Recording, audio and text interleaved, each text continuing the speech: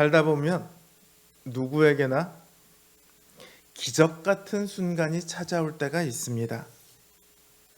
그때가 되면 신을 믿지 않는 사람도 신이 나를 위해 선물했다, 이런 마음을 품게 되죠. 오늘 본문은 누가 봐도 기적인, 심지어 너무 기적이라서 야, 저거 가짜야, 저거 거짓말이야 생각하기 너무 좋은 그런 이야기를 담고 있습니다. 아모리 5 왕들과 전쟁을 하던 중에 여호수아가 하나님께 고합니다. 태양아, 너는 기브온 위에 머물라. 달아, 너도 아얄론 골짜기에 그리할지어다. 여호수아가 이렇게 고한 이유는요, 적들을 물리치는데 시간이 부족했어요. 보통 사람이라면 시간이 너무 부족해, 아쉽다, 이렇게 말했을 텐데 여호수아는요, 하나님께 고합니다. 하나님, 태양을 멈추게 해주세요. 달을 멈추게 해주세요. 그리고 하나님께서는 여호수아의 말대로 태양이 멈추도록 하십니다. 태양이 멈췄다는 말은요, 과학적으로는 말이 안 됩니다. 증명이 불가능한 정도가 아니라 그렇게 되면 큰일 난다, 이거를 오히려 증명할 수 있을 정도예요. 그러나 이 여호수아서, 그리고 여호수아서에 이제 기록되어 있는 야살의 책에도 이 이야기는 기록되고 있습니다. 여호수아서나 야살의 책의 기록 정도로 태양이 멈췄다는 것을 어떻게 믿을 수 있어? 이렇게 말하지만요, 사실 그런 것도 못하면 하나님이라고 할 수 있을까요? 야, 태양아 멈춰! 라고 했는데 태양이 계속 가요. 달아 올라오지 마 했는데 달이 떠요. 그럼 그런 분을 전능한 여호와라고 부를 수 있을까요? 기적이라는 말은요, 애초부터 우리가 아는 상식, 과학, 이런 것으로 설명이 안 되는 거죠. 일어날 수 없는 일이 일어나서 기적인 거죠. 오늘 14절을 보면 여호와께서 사람의 목소리를 들으신 이 같은 날은 전에도 없었고 후에도 없었다라고 말합니다. 하나님께서 특별한 기적을 행하셨어요. 이스라엘을 위해서 특별한 기적을 행하셨습니다. 그리고 성경은 이 기적이 하나님께서 이스라엘을 위해 싸우셨기 때문에 일어났다, 이렇게 말하고 있습니다. 하나님께서 이스라엘을 위해 싸우셨다. 이스라엘의 무엇을 위해 싸우셨습니까? 지금 기브온이 이제 이스라엘의 편이 됐는데 기브온을 쳐들어와 저것들이 미쳤지, 기브온을 위해서 싸우신 것 분명합니다. 그러나 거기서 하나님께서는 단순히 기브온만을 위해서 싸운 게 아니라 이스라엘을 위해 싸우셨다라고 되어 있어요. 왜 이스라엘을 위해 싸웠다고 되어 있을까요? 이스라엘이 기브온을 대신해서 지금 싸우시고 있으니까 이스라엘을 대신해서 싸웠다라고 말하고 있을까요? 그런데 13절을 보면요, 백성이 그 대적에게 원수를 갚도록 하였다, 이렇게 기록하고 있습니다. 원수를 갚았대요. 예루살렘 왕, 헤브론 왕, 야르뭇 왕, 라기스 왕, 에글론 왕, 이들이 이끄는 군대가 이스라엘에게 먼저 해를 끼쳤다는 얘기겠죠. 그러니까 원수를 갚았다라고 되어 있죠. 이들이 언제 이스라엘에게 해를 끼쳤죠? 이들이 해를 끼친 걸 거슬러 올라가면 언제로 될까요? 민수기 13장, 14장, 정탐꾼의 이야기, 거기까지 올라가야 해요. 이스라엘이 하나님께서 너희는 아무도 들어가지 못할 거다 했더니 이스라엘이 올라가거든요. 그때 이스라엘이 패배해서 쫓겨난다고요. 그때 바로 이스라엘을 무찌르고 이스라엘을 패배시키고 이스라엘을 도망가게 만들었던 존재들, 그 존재들이 바로 이 사람들입니다. 하나님께서는 이미 40년 전에 있었던 일을, 이스라엘의 수치를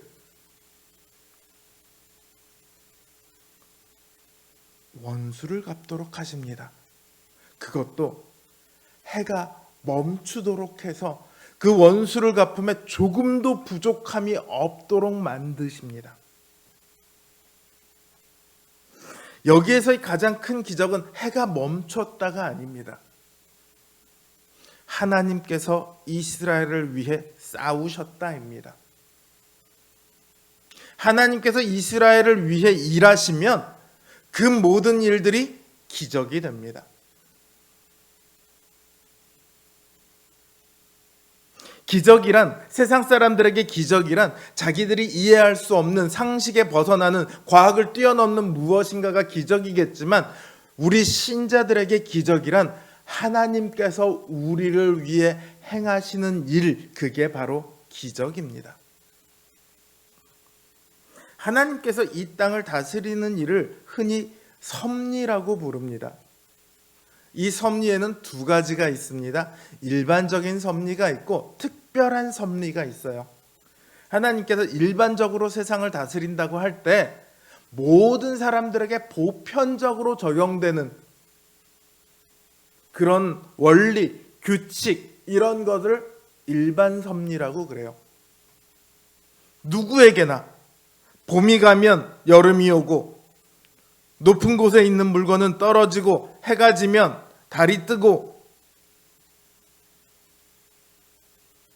과학이나 상식이나 혹은 규칙이나 어떤 이런 것들이 일반적인 섭리에 해당합니다.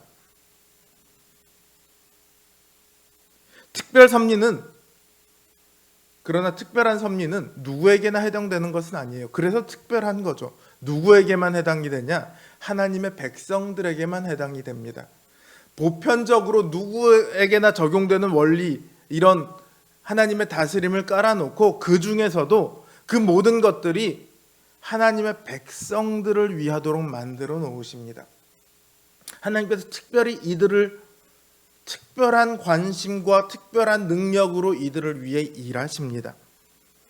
그걸 특별 섭리라고 해요. 이 특별한 섭리는 때로는 정말 세상 사람들이 생각하는 그런 기적처럼 과학과 상식을 뛰어넘는 일일 수도 있지만, 또 어떤 특별 섭리는 별로 기적 같아 보이지 않는 오히려 일반 섭리들을 잘 이용해서 그것이 우리의 유익이 되도록 만드는 그러한 특별한 섭리도 있습니다.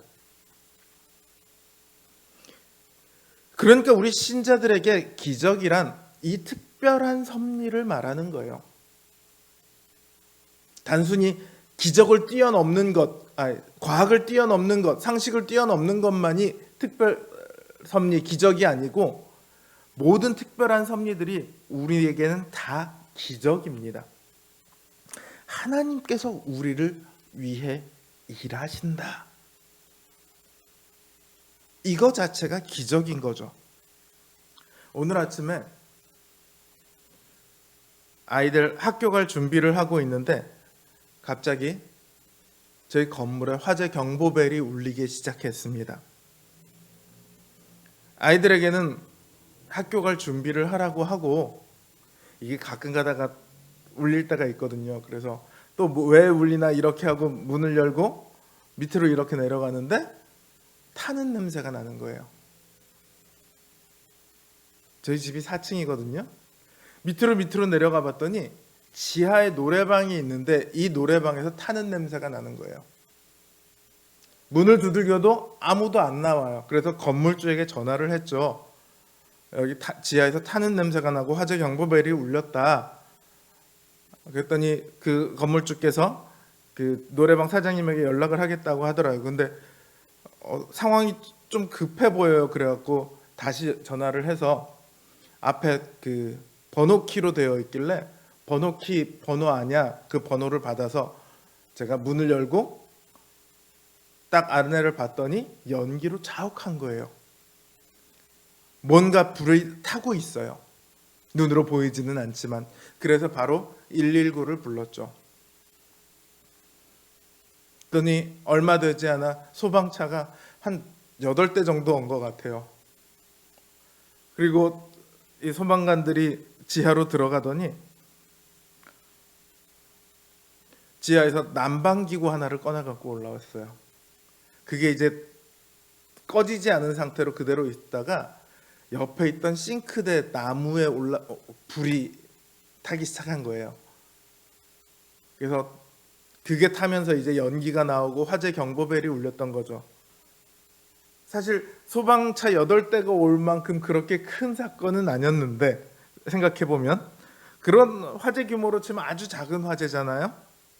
근데 소방관께서 뭐라고 얘기하셨냐 하면, 빨리 신고해 주셔서 감사합니다. 그러지 않았다면 큰 불이 날 뻔했습니다. 이렇게 얘기를 하더라고요. 제가 빨리 신고할 수 있었던 것은 화재 경보 장치가 잘 되어 있었기 때문이죠. 근데 제 머릿속에서는 계속해서 하나님의 은혜고 하나님의 돌보심이구나 라는 말이 끊이지 않았어요. 별로 기적 같아 보이지 않는 이 화재 경보 장치 덕분이야 이렇게 생각할 수 있는 일이지만 하나님께서 우리 가족을 보호하셨다라는 그 고백이 절로 나오더라고요.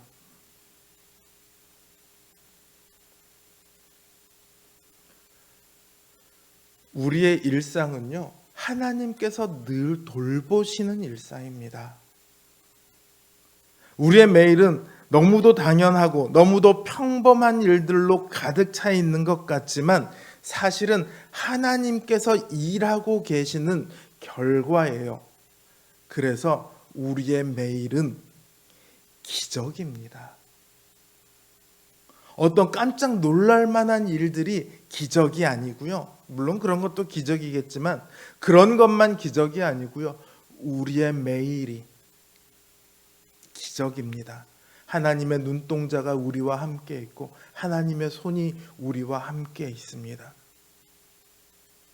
주님께서 우리를 위해 늘 간구하시고 성령님께서 동행하십니다. 그리고 하나님께서는 세상 모든 것들을 우리를 위해 움직이고 계십니다.